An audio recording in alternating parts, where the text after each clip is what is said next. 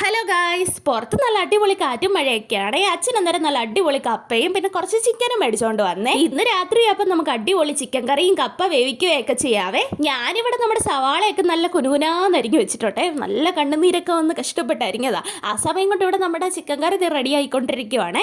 Chicken കറി ready ആവുന്ന സമയം കൊണ്ട് നമുക്ക് നമ്മുടെ കപ്പ തൊലിയൊക്കെ പൊളിച്ച് നല്ല സുന്ദര കുട്ടപ്പന്മാരാക്കി എടുക്കാം. ഇത്രയും നേരം ഞാൻ അടുക്കളയിലുണ്ടായിരുന്നേ. പിന്നെ ഞാൻ കുറച്ചേരം ഫോണിൽ കളിക്കാൻ പോയി. അത് കണ്ടു വാങ്ങുമ്പോഴത്തേന് നമ്മുടെ ചിക്കൻ കറി ഇവിടെ റെഡി ആയിട്ടുണ്ട്. ചിക്കൻ കറി മാത്രമല്ല, നമ്മുടെ കപ്പയും ഇവിടെ റെഡിയായേ. എല്ലാം റെഡിയായെന്ന് കണ്ടപ്പോഴേ പെട്ടെന്ന് എനിക്ക് വിശപ്പ് വന്നിരുന്ന. പിന്നെ നമുക്ക് കഴിച്ചാലോ. ആദ്യം നല്ല ചൂട് ചോറിടുന്നുണ്ട്. പിന്നെ നമ്മൾ നല്ല വേവിച്ച് വെച്ച് നമ്മുടെ കപ്പ ഇങ്ങനെ അങ്ങോട്ട് ഇട്ട് കൊടുക്കുന്നുണ്ട്.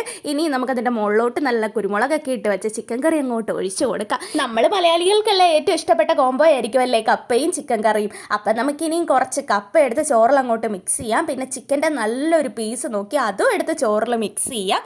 പിന്നെ കുറച്ച് ചാറും കൂടെ എടുത്തിട്ട് നമുക്ക് കഴിക്കാം. പൊളി ടേസ്റ്റാണ്.